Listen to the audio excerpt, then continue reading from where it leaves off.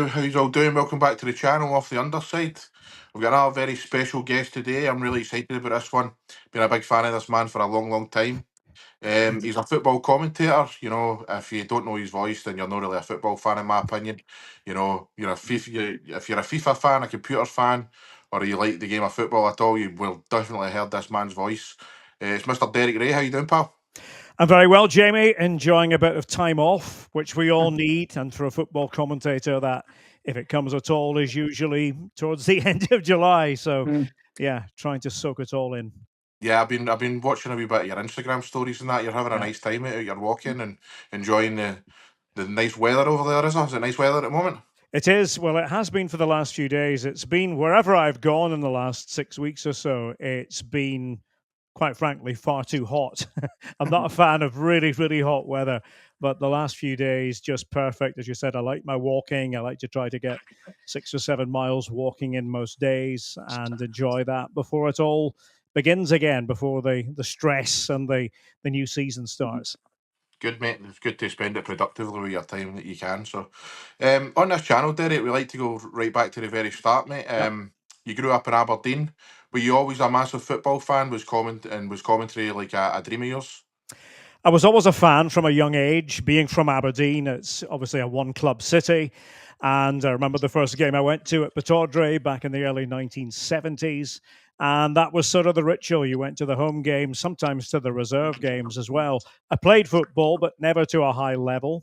And I think I always had at the back of my mind that the dream job would be to commentate on football. But I mean, let's be honest, how many commentators as a young fellow do you know? You know, I mean, you don't know any of them at all. You know who they are, but they're not exactly living next door to you or down the street.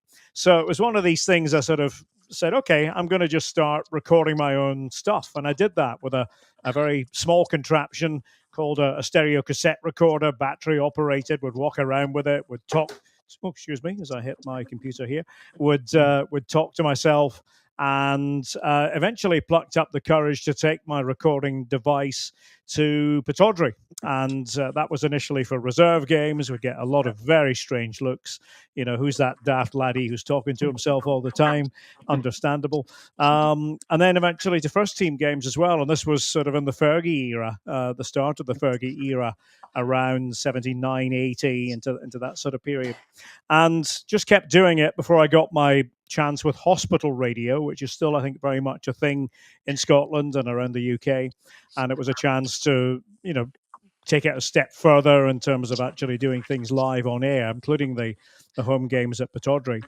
And from that point on, kept doing it. And then I'd always, or not always, but from about the age of 12, I had been in touch with David Francie, who was my hero, as broadcasters go. And anybody who's, you know, a lot younger than me won't know the name, but David Francie was the voice of Scottish football on radio for a big chunk of time in the 60s, 70s, and into the 1980s. And as I said, he was really my hero. Most of us had football heroes as well, football player heroes, but he was who I really aspired to be. And I would sit and listen to him on Saturdays. And I wrote a letter to him one day enclosing one of my tapes, and got a beautiful handwritten response from him from Newton Mearns, where he lived. And I treasure it to this day. And with a few ideas, you know, said he really enjoyed what I was doing. My voice hadn't broken at that point, of course, but it was early days, and we stayed in touch. And it was later when I sent him another tape around the age of 19 that, without telling me, he actually passed it on to his bosses at BBC Scotland. And I got a reply from them, not having written to them, but they wrote back to me saying, David Francie has given us your tape. We quite like what we hear. Would you come down to Glasgow and have a chat about it sometime? So I did. And to cut a long story short, got my first opportunity quite soon after that. First live commentary was a Kilmarnock-Dumbarton game in April of 1986. And what I didn't know was that was a little audition for what they thought was going to come next. Because the reason I got the chance in the first place was David Francie was out of action because of a knee injury. And so they needed a replacement, but not just for that game, as it turned out, but also for the England-Scotland game at Wembley. come midweek. So that was my second professional game on air, was England against Scotland. And that was 1986. We're now in 2025, and I've been doing it ever since, initially on radio, but for most of my career on television and in a wide variety of places. So that's sort of the potted history. How did that feeling from obviously becoming an unknown to commentating in Wembley against the old enemy, pretty much? That must be like a whirlwind of emotion. It was, Corey, yes, very much. But I think when you're 19, and I see this with young footballers as well, when you're 19, you don't quite take in the weight of the occasion the way you do when you're 39 or 49 or 59, you know? You sort of take it in your stride a lot more and you enjoy it. You know, you go into it thinking, oh, this is what I really want to do. Now I've been given that chance. You don't overthink it, I believe is what I'm really trying to say. You don't overthink very much of anything. You just do it. And there was quite a lot of media attention at the time. There were newspaper articles about it. I was invited the morning after the game. I'd already been pre-invited to the BBC Breakfast Time set. So BBC Breakfast Time was the breakfast program of the day. It had only really been on the air for a short period of time, for 2 or 3 years. And they said, yeah, after you do the game, could you stay over? We'll put you up in a hotel and have you as our guest on the BBC Breakfast Time set. So there was a lot of, I suppose, a lot of pressure around that occasion, but I just wanted to enjoy the commentary side of it. And I think probably took it in my stride in a way that I might not even nowadays, because it was whirlwind, as you said. And yeah, something I'll never forget.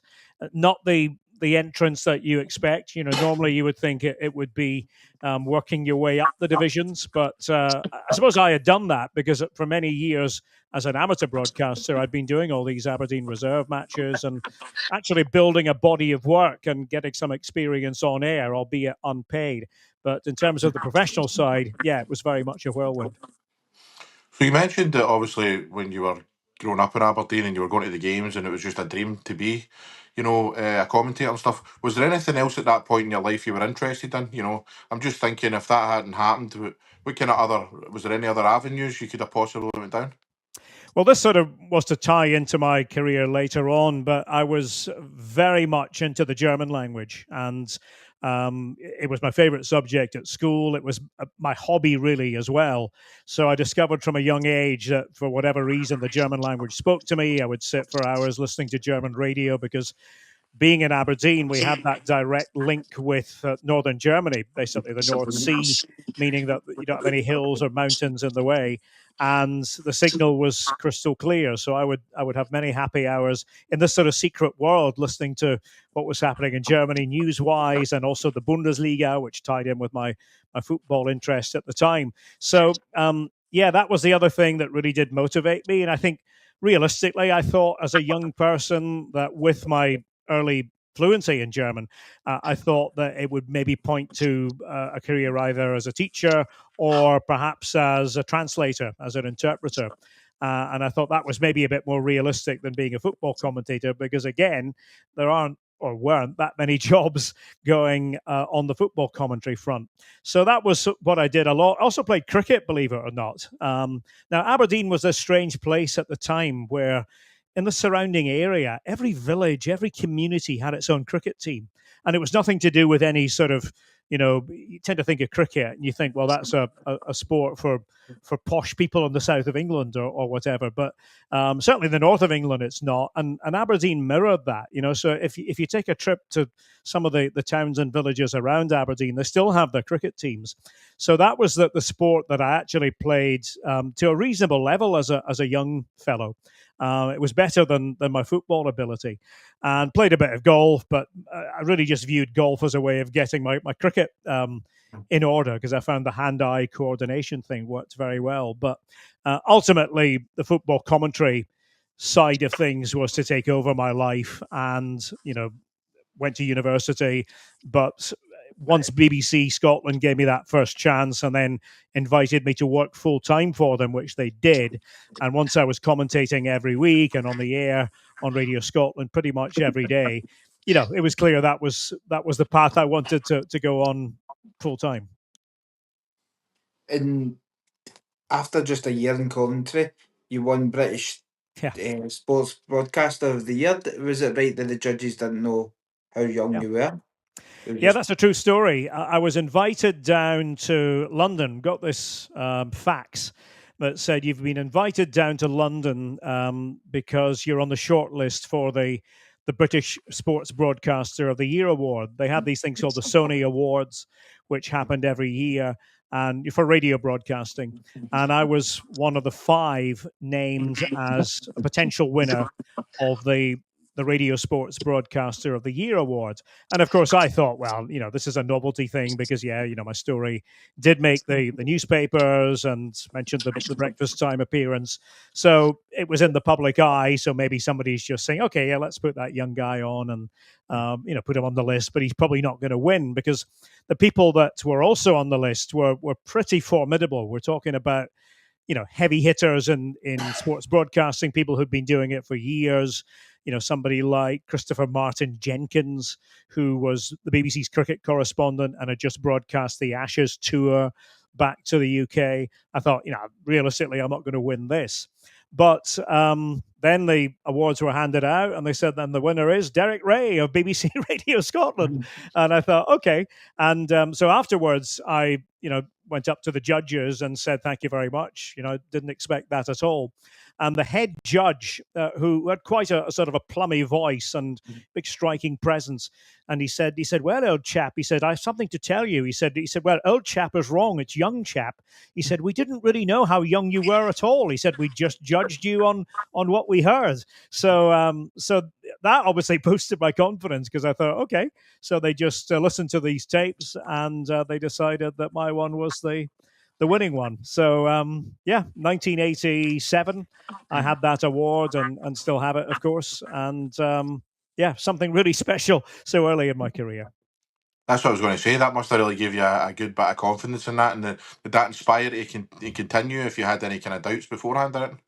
Yeah, I don't think I had too many doubts at that age because I think probably now I have more doubts than I would have done in those first few months because, as I said, I was just kind of commentating, and not trying to get worried about when the next game was and the next game after that. I'm more inclined to be that way these days, to be conscious of the workload and not getting burned out. But I mean, certainly it helped and it led to a lot of opportunities because what you have to remember about that particular time was the English clubs were not in Europe because of what had happened with Heysel. And so there was a lot more attention on the Scottish teams in European competition. I'm talking here UK wide, so on every trip. And I was lucky enough to go to 19 different countries with BBC Scotland in 5 years, which tells you a lot about how good Scottish clubs were at that particular time.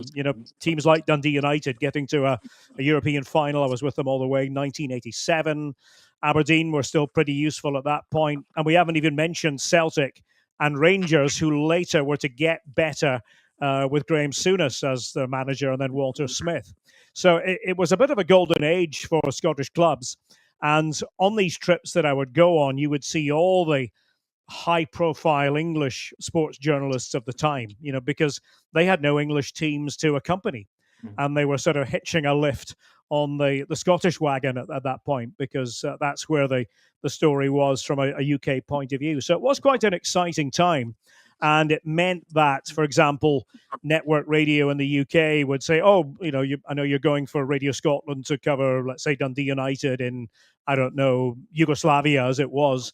Could you do some extra stuff for us as well? So that was important, I think, for the profile. And it led to me being part of the BBC network team on radio for the 1990 World Cup in Italy. How was your experience following the clubs, the Scottish clubs in Europe, especially, like you said, the English clubs weren't in Europe? Did it feel a bit more proud to be Scottish in a way? Because it's like they're the big boys now? I think so, yeah. I mean, I think also, from my point of view, it maybe was something that I'm not going to say took for granted, but remember, I had grown up in Aberdeen following a team, we didn't get into this, but following a team that probably was the best team in Europe in 1983. If you talk to Willie Miller, he'll tell you that they were the best team in Europe in 1983. And actually, there's a chart that shows that in the fledgling European rankings, there was a period when Aberdeen were officially the number one team in Europe. Imagine that nowadays, you know. But that's where we were back in the 1980s, and so I think it. There was not a chip on the shoulder mentality about it for me because it's sort of what I had grown up with as a broadcaster. You know, I'd grown up with this idea that, yeah, Scottish club football is really good, you know, and our top clubs are of the same standard. We didn't think about English football so much because the English teams weren't in Europe. And, you know, I would go to England from time to time with my dad and we'd watch a game and we would come back not thinking that it was really any better or worse than what we might see at Pittodrie or Tannadice or Tynecastle or Easter Road or Celtic Park, you name it, you know. So I think that maybe tells you a lot. Probably quite hard for younger people to understand that mindset because, you know, if you grew up after that, you haven't known that about Scottish football. You've known more of a sort of we feel a bit second rate compared to. Well, certainly the way the rest of the UK treats us football-wise. But no, it was very much kind of at eye level with everything else.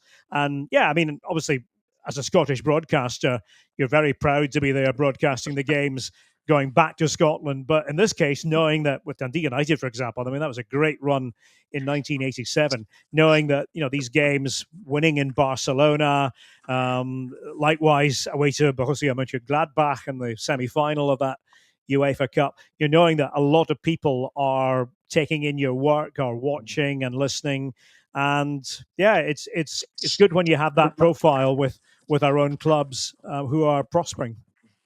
I was going to just say on the Willie Miller thing. I think any year, if you pick a year, he will say Aberdeen are the best team in Europe. Doesn't matter whether they are in the league or whatever, he'll still say they're the best team in Europe. I think anyway.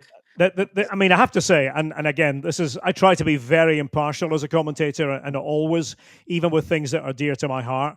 But you know, and it will sound like it's Aberdeen bias, but honestly, if anybody had lived or anybody did live through that era, they'll know how good that Aberdeen team was. I mean, it was, and you know, just look at what they did in 1983 to go and beat Bayern in a European quarterfinal, and then later beat Real Madrid in the European final, the Cup Winners' Cup final. It tells you everything, and they did it with 11 Scots. You know, so it's it was a very special team with, of course, a manager who was to go on to become the best. He was already, you know, you could say the best even at that point, maybe slightly ignored in other parts of the world, but we had him first, as we like to say in Aberdeen. Did you say did you go to the World Cup in 1990 then? I did. That was my first World Cup as a broadcaster. Also, the first World Cup in any capacity. So I went as part of the BBC team, and in those days, it was generally done in tandem with the London operation. So it was, and in those days, it was quite funny on radio because we had this sort of quirky setup where you'd have two commentators covering the 90 minutes and one co-commentator, and you would do 22 and a half minutes each per half, you know. So one commentator would start, you do 22 and a half minutes, and then you say, now reach the midway point of the first half. It's Scotland 0, Costa Rica 0, and for the rest of the first half commentary, it's over to Mike Ingham. And it was, in fact, it was actually Ron Jones who did the World Cup with me in 1990. Mike was my partner on the first game at Wembley back in '86. But Ron Jones, a great guy and a terrific broadcaster, very experienced. He was my partner there for BBC at the World Cup in Italy.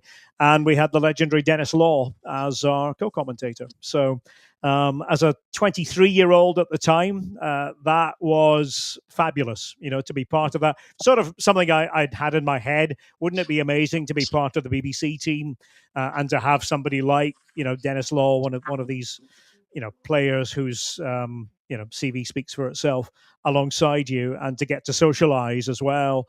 And sadly, the Scotland story was the Scotland story that has been the way of things at every major tournament, so near and yet so far. And I'll still remember the line that I uttered, because Scotland, remember, were 7 minutes away from actually making it through to the knockout stages for the first and only time it would be, certainly looking back from this period now. And it was a strange goal because it almost happened in slow motion, and Jim Leighton couldn't quite hang on to it, and you could sort of see it coming 3 or 4 seconds before. And my line was, Brazil have scored, and the roof, and you could hear the dejection in my voice, the roof has fallen in on Scotland, you know. And but it was almost in my mind, it was, here we go again. Sadly. Sadly. But commentated many World Cups, many Champions Leagues, and countless derbies. Is there any World Cup or the Champions League or whatever that sticks out in your mind so vividly, maybe like emotionally, or just this was such an incredible game of football? Yeah, I mean, the one that I don't think will ever be topped, I can't imagine it being topped in my lifetime, was 2005 in Istanbul. Now, that was the all-time classic, AC Milan against Liverpool. And what I think you have to remember a few things. Istanbul back then seemed like a very long way away. It still is a far away from Scotland, but it was an exotic place. It wasn't the sort of place that most people had visited back in 2005. And I was really looking forward to going there. Milan at the time were the cream of the crop. You know, they were the standard setters. They were the club everybody really aspired to be. We hadn't quite entered the period of English domination. You know, again, younger people would think, you know, weren't English clubs always the best? No, not in 2005. You'd be looking at a team like Milan who, you know, just from top to bottom, personified by Paolo Maldini, were the best. Liverpool at that point were barely even in the best four in England. You know, it was a bit of a minor miracle that they had made it to the final. They had done so getting the breaks, you might say, but also playing with a real spirit under Rafa Benitez at the time. And I remember going into it thinking Milan should win this, and they should win it handily, but you never quite know. Anyway, the game started. Milan score in the first few seconds through the aforementioned Signor Maldini, and then from there go on to score two more before half-time. And Kaká had the freedom of the Ataturk Stadium. Liverpool couldn't stop him. And 3-0 at the break, and I'm looking at my notes thinking this might well be the record margin of victory in a major European final.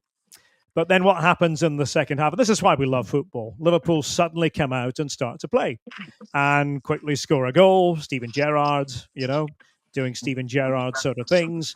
And then before you know it, it's 3-2. Vladimir Šmicer scores one from miles out. And I think until that point, we still didn't really believe that there was any sort of comeback in the offing. But I remember I've listened back to my commentary on that a few times because it was, such a memorable occasion. And I think what I said immediately upon Schmitzer scoring from long range was they're back in this contest, and then only when he hit the ball with a vengeance, because they were. And you could really feel the atmosphere change in the stadium. Loads of Liverpool fans there that night. And suddenly they thought, okay, this could happen. And then lo and behold, it did happen. 3-3, a penalty award, which wasn't converted initially. Xavi Alonso versus Dida made the save, but then followed up to score 3-3, absolute bedlam. And all this happened within a few minutes at the start of the second half. Now, when, as a commentator, are you going to see that? When are you going to see that in a major final, major European final? And just took my breath away. So anyway, the game, we're flashing forward into extra time. And then right at the end of extra time, Liverpool's keeper, who, again, was by no means the best goalkeeper in the world. He was the sort of goalkeeper, Jerzy Dudek, Polish goalkeeper, who could be inspirational, but he could also have, clangers against him. And, he never quite knew what to expect.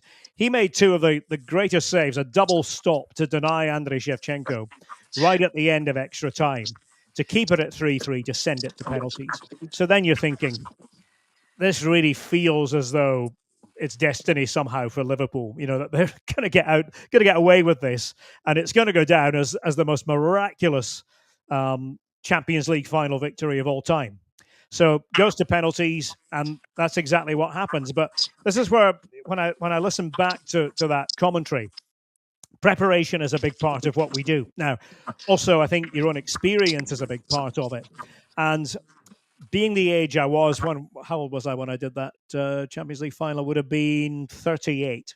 So 21 years prior to that, Liverpool had taken part in a penalty shootout in the European Cup final, as it was called then, against Roma. And their goalkeeper, Bruce Grobbelaar, had indulged in these jelly-legged, I could only call it jelly-legged, antics on the line, sort of trying to put the opponents off. And it worked, Looked a bit silly at the time, but it actually worked. So all of a sudden, in the penalty shootout in Istanbul against Milan, Dudek starts doing the same thing as Grobbelaar. So I picked up on it immediately. And that's actually what I said on air. I said, you've got a close-up of him doing it. And I said, I have to believe Jerzy Dudek is taking inspiration from the spaghetti-legged Bruce Grobbelaar from 21 years ago. And of course, Dudek was the hero in that shootout, denied Shevchenko again, and Liverpool were to win it. And Dudek later confirmed, he had been looking at DVDs of Grobbelaar and had decided this was going to be part of his routine should it go to a penalty shootout. So it's what I always say to young commentators: your own preparation is the most important thing that you'll do, because it's not just watching a game and shouting out a few names and then goal and then thank you very much, goodbye. You really have to put your heart and soul into it, and you have to love football, and you have to remember history. You have to remember things like that. And I thank my lucky stars that I was old enough that I'd been able to see that Liverpool game from 1984 and put that to good use in the final. But no, I mean, that is always going to be my number one, just because I can't imagine it will be topped at the highest level of football. I remember that game well myself, Derek. I was actually in the pub for that. I was watching it, and me and my mates, we thought at half time, this is over, so we were just kind of talking amongst ourselves. And then, as you say, Gerrard gets the goal, and you're thinking, right, there might be a wee chance here. Never did think that was going to happen like that. But I was down in Anfield a few months ago, and see when we done the tour and stuff, and when the tour guide is telling you about it, you can just feel, even when he's talking about it, there's shivers. He's getting shivers even talking about it and stuff. So. What a game that was. And the thing about that as well, though, is yourself, Derek, that Italian teams are known for their defensive prowess, so you're thinking at half time, the Italian team's not going to come out here and lose 3-4 goals, but obviously they did, and I agree, that's without doubt the best comeback I've ever seen anyway. Yeah, just very lucky to have been there. I mean, that's all I can really say about it. As a commentator, you're at the mercy of somebody else scheduling your games. I don't get to pick which games I commentate on. So I was lucky enough that Champions League period, I was doing all the Champions League finals for ESPN for their viewers around the world. So it went to a lot of places. And it's amazing how many people to this day write to me, and they might have been 12, 13, 14 at the time, write to me and say, Mr. Ray, just want you to know that I'm a Liverpool fan, and I'm a Liverpool fan because of 2005, and it was your commentary that I listened to in 2005. And I was saying, well, I'm not a Liverpool fan. I've got nothing at all against Liverpool. I'm just a neutral commentator. But it delights me when I hear stories like that, because it could really be any team, any club. And we're all football fans. And I'm a huge believer that we have far more in common than things that separate us. And I wish we would take that attitude more into football. I sometimes think that the authorities are quite happy when we're all sort of pitted against each other, because it means that you don't question things that maybe are for the common good for all football fans. As I say, the people at the other end of the stadium, they have their team. They're just football fans like the rest of us. They just happen to have a different team that they support. Well, that's funny you should say that, because we were talking about this last week, about how when we started this podcast, me and Corey were both Celtic fans. Yeah. But it was like, that limits us to who can we speak to, who can we talk about, who can we talk to, sorry, what can we talk about. And as you said, we try and be as neutral as possible when we're talking about stuff and that. At Celtic, if I want to criticise Celtic for something, I will. But I just want to go back to that, saying about Yeah. Jersey Dudek thing. It reminded me a wee bit, actually. It still happens to this day. Look at the World Cup there a few years ago, 2022, Martinez doing Yeah. that on the line. Mhm. So obviously that works, man. Yeah, I mean, I think that there aren't too many secrets now. The great thing back then was there were more secrets because not everything was videoed to death, and you didn't necessarily have data that you could use, or some of these Y Scout or whatever, where you punch a button and you look for free kick routines and things like that, or what goalkeepers do. It actually reminds me what you've just said there reminds me of something else. Aberdeen had this free kick routine that they used in '83 against Bayern at Pataudry when they beat Bayern. And Alex Ferguson, was to use it. Remember, about 25 or 30 years later with Manchester United, having not used it at all in the ensuing years. And it was so clever. What it was with Aberdeen anyway, it was Gordon Strachan and either Peter Weir or John McMaster, because they did it a couple of times. But Gordon Strachan was, obviously with his strong personality, was going to be front and center here. And think about this, free kick just outside the area, and you've got one player who runs over the ball, and then the second player runs over the ball deliberately, and it looks as though they've made a mess of it. Looks as though they've forgotten what the routine was. And then what does Strachan do? He gets right into the face of either Weir or McMaster, waves his hands at him as if to say, what are you doing? We're supposed to have played the ball in. And then, of course, while they're still arguing, the defense is off balance. Strachan just flips around, 1 yard around, chips it into the area, and boom, and Alex McLeish scored the goal against Bayern that way, with the Bayern defenders having all been caught on the hop. And Fergie did it again with United a long time, or many years later. And I think every Aberdeen fan looked at that and thought, yeah, we've seen that one before. I was just going to ask about your commentary. Like, how do you strike the balance between informative and entertaining without overshadowing the game itself? Yeah, it's a great question. I'm a huge believer that if we're doing it right, we should never overpower the game. In other words, it's not about us. It's about the game. People are not tuning in to listen to us. They might, hopefully not mind us. They might find that we're acceptable, but we are not the story. We should never be the story. So I always think it's a bit like a good referee. When a referee's having a good game, you don't really notice that referee. It seems to blend in. And I think that about commentary as well. And I think that the soundtrack that we produce hopefully is one that stands the test of time. So you can watch the game, 10 or 20 years later and watch and listen and think, okay, yeah, that actually works. That actually just is right. I think nowadays it's certainly changed a lot in the last few years. We have more sources to use now in terms of informing and entertaining. But what I always say is I do an inordinate amount of preparation. I mean, I spend many days before every game preparing for matches. But the trick is how much you use. And I always think that if I'm using more than 1 or 2% of what I prepared, then I'm using too much of the preparation. Depends on the game. There are some games when it just flies by and you don't need any of the preparation. There are other games when you do.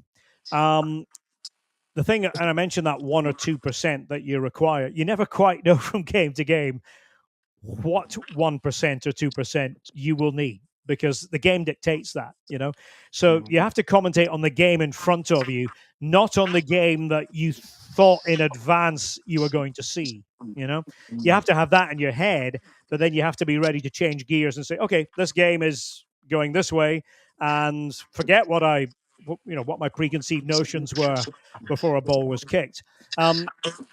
I think that nowadays the danger that we all have as commentators is, and I'm talking about TV here, is talking too much, And I've found down the years that people will rarely criticize me or anybody else for saying too little, but if we overtalk, then people notice that, And certainly if we overpower and if we try to, needs to be bigger than the crowd sound or bigger than the action on the pitch, then we're going down the wrong path. So it should blend in. It should be a nice mixture of identification, which is still the most important thing. That is the building block of all commentary. I think we underestimate in this day and age how many people who are watching a game don't actually know who's on the ball. Even fans of a particular club, they're not necessarily tuned into, oh, who's that and who's that and who's that, especially with shirt numbers not always being easy to read. So our first job is to identify, and then from there, we find little ways of trying to make it interesting, but never at the expense of the action itself, and always having gears to go to and trying to use those gears effectively. We have a co-commentator these days. We didn't when I started on TV. It was a solo effort by the lead commentator. And so working in the co-commentator, but I think also helping the co-commentator to be as good as possible. Because remember, in many cases, the co-commentator is not a professional broadcaster. They might be an ex-player. They might be a coach. They're going to know far more than I could ever know about the inner intricacies of the game. But perhaps I can help them in terms of taking what they know and making it digestible for the person at home. So I think we do that as commentators a lot. We talk off the air. Most co-commentators are very keen to get some instruction as to how can I refine my work a little bit. So it's a team effort that way. But as I said, less is more, I think, is the main way to sum it up. It was funny you mentioned that about the co-commentator there, because we were speaking to Rory Hamilton a few months ago. Yes, great guy. Yeah. I was very complimentary yourself, mate. He said you were one of his inspirations. So we were speaking about that, and we were talking about Joe Hart, because Joe Hart's obviously just went into the broadcasting game, and Rory was saying that Joe is very much like kind of I'm in your world now. So Yep. he was very respectful and stuff like that, and I think Rory appreciated that. But to go back to your style of commentary and that, obviously you're mentioning there about how you like to do things and stuff. Obviously you've commentated in various different countries. Is that a universal thing, or do you adapt your different styles to each country, or is it just commentary's commentary? I think commentary is commentary. I think that the fundamentals of commentary are the same. For example, if I'm talking to, often broadcast the major tournaments for American viewers, when I'm broadcasting to American viewers, I don't change fundamentally anything about what I do. I don't change my vocabulary. I am who I am. And, presumably I've been hired by the relevant broadcaster to be who I am. So I don't change too much. Sometimes the individual broadcasters will have very subtle things they like to do in terms of when they work in promotional things, but that doesn't really impact the actual sort of A to B of commentary. I think what I always try to do though is, and this is distinct from what I just said, if I'm working in Scotland, and obviously I don't work in Scotland nowadays, but I did for a good number of years and was back for another stint between 2009 and 2017 with BT Sport and the ESPN UK. When I was back in Scotland during those years, I would try very hard to make the commentary a bit more Scottish content-wise, and to try to make no apology for that as well. And, maybe even there, sort of throw in the odd, because I'm Scottish, throw in the odd little Scottish turn of phrase that I might not do for an American audience because they're probably not going to understand that. But for a Scottish audience, do things like that. But also be conscious of your audience, knowing that if I'm broadcasting Scottish football, 95% of the people watching are going to be Scots. People like me who grew up with their own history of Scottish football, their own experiences. And so I did try to bring that to the commentary between 2009 and 2017. And I've got, so many fantastic memories of that period, as was the case when I first started out, in the late 80s going into the early 90s. Nowadays, I'm in Germany most of the time. That's where I spend most of my season. And, obviously being a fluent German speaker, and being sort of, on site in Germany so much, I do try to share that experience as well. So I am a believer that if you're watching German football, and if the person at home is watching German football, I don't want them to think this is just a facsimile of English football. I want them to feel Germany. I want them to feel the atmosphere in the stadium. I want them to feel or to smell the bratwurst coming from the bratwurst stalls at halftime, or the distinctive scent of German beer. I want them to know what the walk is like from the city centre to the stadium. I want to know what people do. Want them to know what people do on match days. So I do think that that is the commentator's job. We're sort of interpreting for people things that they can't feel or see, And I think there has been a tendency, and it's understandable, and we've all done it, to just treat everything as football. But I think the great thing about football is, Scottish football has its own little dynamics. German football certainly has its own dynamics. I don't want everything to sound as though it is just the same as it would be, say, in the Premier League. And I think colleagues in England have done a very good job of selling the what they would see as the magic of English football around the world and telling these stories. So if you can do that in England, then we should be able to do that in Scotland and in Germany and wherever we happen to be as commentators. Oh, you do a fantastic job of what you're trying to do then, mate, because whenever I'm watching a German game and you're on, you can totally, you can feel the German. You definitely can, you can feel the foot. You know what I'm talking about, Corey? You can actually feel the actual. Aye. It's crazy that a guy from Aberdeen can make you feel I know. proper German. It's the way you pronounce it, obviously, so you're It's fluent in just German. the way that creating an atmosphere, describing it and all. And you do feel like you're in the stadium, and I feel like when you're on commentary. Well, that's really kind, because honestly, that is, especially with the Bundesliga, that's really what I aspire to do, is to get people thinking about, wonder what it would be like to be in that stadium in Dortmund today, or in Köln, or in Frankfurt. And it's funny, because it's something that most people can do. I've heard so many stories about Scots who have made that pilgrimage in the last few years, who've said, I'm going to go to a German game. And of course, once you go to one, then you tend to do it again and again and again. So I sort of see that as part of my job as a German football commentator, as being a bit of a missionary for German football, and getting people to understand that, it's not going to be for everybody, but if you do go to a German game for the first time, you will notice the differences, and huge standing areas, and a different sound in terms of the atmosphere created by the ultras. And 50+1 is at the heart of that. The law in Germany whereby fans can't be outvoted, by, say, a big conglomerate or an oligarch in terms of decision making. So, I'm pleased to hear you both say that. So thank you for that. I was going to ask, what is your thoughts on how Scottish football is covered in the media today? Do you think it's got the respect and the platform it deserves? If you're talking about UK wide, I would have to say no, and I felt that when I was working there last time as well. Without getting into the politics of it too much, because everybody has his or her own political views about things like this.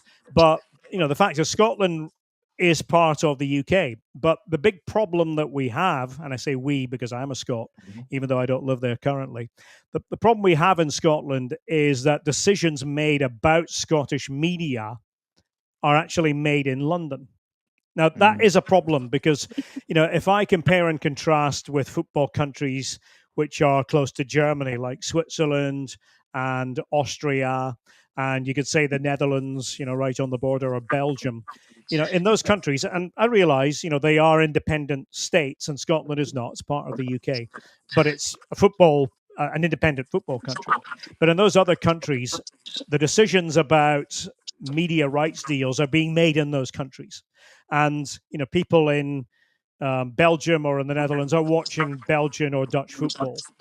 And so it has a value attached to that. Whereas I think, and I've always felt this, so it's nothing new, but I think that, maybe it's natural. But if you're a decision maker in London, you're not looking at Scottish football as the main building block of your output. You're looking at Scottish football as, third or fourth or whatever, something down the pecking order after the Premier League and maybe after the Championship, and maybe after leagues below the Championship in England. So I think it is, unfortunately for Scottish football, that's where we are, given the current political setup in the UK. So I think that it's interesting because I mentioned earlier that back in the 80s, we had all the heavy hitting English football journalists following the Scottish clubs. A, because the Scottish clubs were good. B, because they didn't have English teams to follow. So they had to have something to follow. But I thought it was quite instructive looking back at that particular period. No, I think that, and again, it's a little bit like Germany to this extent. People I talk to who go to Scotland and watch games, whether it's at Celtic Park, whether it's at Ibrox, whether it's somewhere like Pittodrie, they come away and say that was really good and it was authentic. And I think we would always use that word about Scottish football. It has not become the corporate game that we see, particularly in England. And that's why I do wish, and again, I would say this, wouldn't I? I do wish that 20 or 30 years ago, Scottish football had looked more towards Germany than towards England, because I think the German model of fans first, lower ticket prices, membership so that you don't have big oligarchs, etc., trying to do media deals that are not part of the London setup. I think all these things would have been better fits for Scotland. But unfortunately, they looked at what was happening with English football and thought, we wouldn't mind a piece of that. Let's just copy that. But I don't really feel it's ever been the fitting model for Scottish football. I've got another controversial subject I'd like to talk to you about, unfortunately, but I'm really interested to hear your thoughts on this. Obviously, you spent many years with no VAR, watching controversial decisions. What's your take on VAR yourself? Are you a fan of it? Well, I'll first of all say that VAR came into German football before it came into Scottish football, so we saw it a little bit earlier, quite a lot earlier, actually. And I have to say, I was very enthusiastic at the beginning. I liked the idea of it. I liked the idea of big decisions being reversed that clearly were wrong. I think we all would go back to the Thierry Henry handball from many years ago that clearly was a bad decision, but got away with it. And I think we all thought, okay, now we can rid football of decisions like that. My criticism of VAR is not so much VAR itself, but the way it has become implemented. I think it has now gone to the nth degree. And I'm not sure that it actually certainly doesn't serve the match-going fan particularly well. In German football, in the first two rounds of the Cup, the DFB-Pokal, we don't have VAR. And I always come out of those games thinking, okay, well, there was a decision that would have been overturned, and that decision might not have held up. But I always say, I don't think we were any the worse for not having had VAR, and there is something magical about being able to celebrate a goal. Ball hits the back of the net. You look down towards the assistant referee. There's no flag, right? There's a goal. That's it. Everybody can celebrate. I'm still torn on it because I think it did annoy me. I remember being in Motherwell, actually, at Fir Park back around 2015. And I remember there was a controversial incident in a Motherwell Celtic game. And we were obviously able to highlight it on TV, covering it for BT Sport. But I remember somebody behind the goal in the Motherwell end sent me a still shot of it that they had received from somebody who was watching on TV to, apparently give proof that, the decision was wrong or whatever. And, this is ridiculous. And I remember thinking at the time, there is something fundamentally wrong with this, that, a person watching at home on TV can actually say, oh, yeah, that was right and that was wrong. But in the stadium, you can't see that. Now, of course, that still is the case. But we are moving, we are changing. And certainly in Germany, you're starting to see on the screen some of these incidents. You're now having referees, I think, quite concisely announcing the decisions that are made, if it is a reversal of the original decision, if they've gone to the review area and decided to change it. So It's a long-winded answer, but I think it almost has to be, because I'm not necessarily one of these people that says, no, Bennett, let's just go back to the way it was. I think it could be useful. I think we've overdone it. I think we've got to the point now where we're looking at things 10 or 11 times to decide whether there was an infringement. And if we have to look at something 10 or 11 times, to me, that's not a clear and obvious error. I totally agree. I mean, I think that VAR as an idea is correct. I think, as you say, somebody sending you that screenshot and stuff, that can only be a good thing if you've got that in the game. You can look back in it, the referee can look back and stuff. But as you say, it's taking too long. But the thing is, as well, though, I try and look at it this way. It's VAR, although it's been out a number of years now, it's still in its infancy. Yep. They're still learning all the time. Definitely. Even you as a commentator must still be learning. About Always. VAR, especially Yep. the offside rules, stuff like that. Yep. Always, yeah, absolutely the case. And of course, it changes every season. And we always get a briefing from a guy called Lutz Wagner, who's a former Bundesliga referee, now works with the referees in the Bundesliga. And he comes in and addresses all the commentators and producers we work with and tells us about the changes that have been made from one season to the next, shows us examples of things that'll change. But this, of course, leads to confusion. And if we're confused, I mean, the public's certainly going to be confused because they're not privy to these briefings at all. They're simply looking at things and sometimes going, that doesn't make sense. How can that? That can't be a penalty for me. Maybe not knowing that the referees have been instructed to award penalties for that particular category of incidents. So it is a nightmare. But I think, if we have the technology, I think we would all agree. And I can remember when the argument was the other way around, when it was, oh, we have the technology, why are we not using it? We have the technology, but we're not using it, and now it's, oh, well, now we've gone too far, So I think it is about finding that little sweet spot in between and using the technology. I mean, look at goal line technology. I don't think anybody now would say, goal line technology is a bad thing, because you can see very clearly that it decides for you whether the ball was over the line or not. There's no ambiguity. That is a foolproof thing now. And we just need to somehow reconcile how we make it work with human decisions of interpretation. And this is the problem. Something like offside, it could be a factual decision if it's just a measurement, but a lot of the time it's an interpretation decision as well. Was the striker interfering with a view of the goalkeeper, and have to have a look at it 5 times to decide. And I'm not, that will drive fans nuts, no doubt about it. In 2018, I need to mention this, but you became the lead voice in FIFA, and replacing, was it Martin Tyler? Am I right?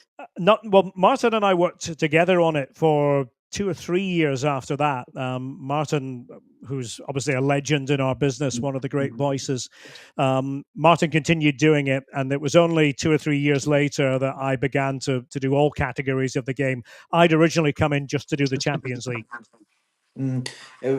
I just remember it was like my nephew. I was telling him who we were interviewing. He's like, I know that name. And I was like, turn up the volume on the computer, and then after it was your voice, he was like, him? The FIFA guy? And I was like, aye, the FIFA guy. So you're now the FIFA guy in the household. But how did that come about? Like, how long does that take, the process? Because imagine it's countless names, like in the hundreds of thousands. But how long does the recording process take? Oh, it takes all year, and we do about 20 plus sessions every year, and they're all-day sessions, and they're quite vocally challenging because we're doing a lot of things in a shortish space of time that I might only do once per game. Imagine a really good goal in a game. I might go absolutely nuts with my voice, talking about amazing goal, or whatever. Might do that once per game, but I'm doing it for the video game sometimes 40 or 50 times in a row, so that can take its toll on the voice, but they're great sessions. I work with a fabulous team, and we all collaborate. We come in with our own ideas. I'm more or less left to interpret things as I would in the context of a game. So they'll say to me, okay, today we're going to do a particular category of of skills, maybe some bicycle kick goals, or I don't know, diving headed goals. And here's the catch: but we need 40 of them, or we need 35 of them. So then you've got to sort of have a bit of mental dexterity and try to imagine 35 different situations, because I don't see any of it. I think this is the one thing that surprises people. I'm not looking at a screen, seeing a goal and commentating on it. I'm using this, it's the theater of the mind. I'm using my imagination, and how would I commentate on a particular scene? So yeah, we've been doing it since then, and very fortunate to have been approached in the first place, because that's how it goes. And it just turned out there was a producer who had been following my work for a long time. I didn't know this, of course, and apparently had thought to himself, been working for EA Sports, and he had thought to himself, if I ever get the chance as a producer to choose a commentator, I have in mind who I might pick. I didn't know this at all, but that's what he told me. He said, "No," he said, "I've been following you for a long, long time." And I said, "So why me?" And he said, "Lots of really good commentators, but I have to have in my head who might fit a video game. And that comes down to tone of voice and how you use your upper and lower register. And I think also how easily you can be edited, because a lot of what we do in the game, people might not realize this, is a lot of what we do is editing something that I said, I don't know, 6 or 7 years ago with something I said yesterday, and making it join so it all sounds seamless. So there's quite a lot of that in the game. And yeah, I mean, it's been a great experience for me, to work with a team like this. I have to say as well that in all the years prior to that, done a lot of high profile commentating for various TV channels around the world, but being involved as the commentator for EAFC, as we call it now, FIFA as it was before, it takes it to a different level. I think with anybody who's sort of under 25, let's say. And even just this morning, I was walking along the street, and I asked somebody a question. Just was walking with somebody, and these two kids came along, two English kids came alongside and said, "Excuse me, are you Derek Ray by any chance?" And I said, "Yeah, I am." And I said, "How did you know?" They said, "Oh, we recognize your voice." And I always try to be really nice to people who come up and play the game, and always ask them about themselves and where they're from and what teams they support, because it's all part of, as I said earlier, this great world of football that we happen to be part of, or lucky enough to be part of. And in the context of the video game, I'm certainly very lucky to have my voice as part of the most iconic game among sports games in the world. Do you play FIFA too? So I can just imagine you sitting there with a controller and just listening to your voice. No, I have believe me, I have tried, but I'm not very good at it. So I gave up on that. I'm the wrong generation, I think, to actually be playing it. So I'm really not very good at it. What I sometimes do is every so often I will actually listen to people who are good at the game playing it. And the reason for doing that is I want to see how the commentary is working in terms of how it all gels together. And so I'll scribble notes down and give them to the producers, just as a sort of a way of saying, okay, that I think that worked really well. This didn't work quite so well. And that's sort of part of the remit as a team member. Always working, Derek, isn't you? Always working. Yeah, I'm afraid. Yeah, it is my big weakness. One of these days we'll switch off, but probably not I anytime was going to soon. say, when you shouted amazing goal, that I'm 31, but I still play FIFA, and it's like Nam flashbacks, because usually I'm on the other end of that. Yeah. Amazing goal. I'm like, no, it's not. It does lead to me becoming not so well liked with a lot of people, because they say, "Yeah, well, I like you when it's a goal for my team, but I hate you when it's for the opposition." I was And the same. I'm rubbish at these games, I know, man. I don't know. I see no way back. I'm like, don't say that to me, Derek, please.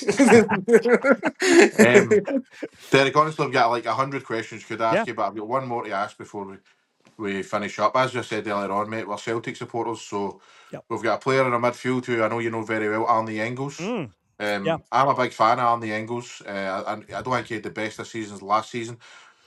Do you still watch a lot of Scottish football? You still From watch time Celtic and to that? Or? time, I don't get to watch the domestic matches too often. I do go back to Aberdeen every so often, and I might go to a home game at Pittodrie when I'm there. When it comes to Champions League, I'm likely to watch a bit more involving Celtic and the other teams in Europe if and when they're playing. Yeah, so Arnie Engels, mate, he's not had the best of seasons last season. Obviously, we bought him for just over £11 million. A lot's expected of him. He's still a young guy. What do you think the future holds for him? Because to me, the future's a wee bit kind of up in the air at the moment. There's loads of Celtic fans that think he's not going to kick on, he's not going to get any better. Personally, I think he will. I think he tries things, Derek, that a lot of players don't try. And I think that when you're a Celtic fan, I think that you want to just have the, you know, I've said this a few times. I think you want the player to just kind of pass the ball sideways, play it forward, just do all the basics correctly. Whereas Arnie Engels, he likes to try the kind of different kind of passes and stuff. Doesn't always come off, and I don't know whether that maybe comes from the Bundesliga. Where you can do that kind of thing. But yeah, so what's your opinion on the Engels, and do you think that he will end up succeeding at Celtic? I have to say, I am a believer in Arne Engels. I think he's somebody who will go to the next level. And I say that because I saw the strides he made when he joined Augsburg. Now, actually, I was in the stadium in Augsburg in Dortmund commentating against Augsburg when he made his debut. And it was a surprise. He had just joined. It wasn't a high profile transfer. He had just joined. And he was named in the starting 11. It was a very dramatic 4-3 game in Dortmund's favour. But Engels immediately looked really good. And what I liked about him in Augsburg was that you could see that there was a versatile player there. They would often use him as somebody who would sit deep, and you call him a defensive midfield player, but not on the sort of the traditional Scottish interpretation of a defensive midfield player. Somebody who's maybe a bit roughhouse and robust and putting in challenges, but more of a sort of a good on the ball defensive midfield player, a number 6, as they would say in Germany. But you could see the evolution there, and you could see that he could play in a number of other positions too, and could take a very good corner, certainly in his repertoire as well. So I think that he went from being a 1.5 million euro player to being worth 10 times that in a very short period of time, in eventually joining Celtic. So I do think that there's a player there, he's still young, who has the ability to go even further, and I think he's in good hands with Brendan Rodgers as his manager.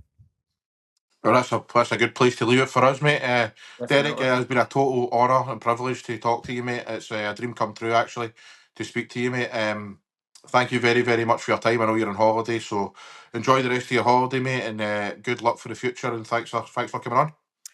Thanks to both of you for having me, and enjoy the rest of your summers, and maybe we'll do it again someday in the future. I'll hold you to that, mate. That's on recording. Definitely.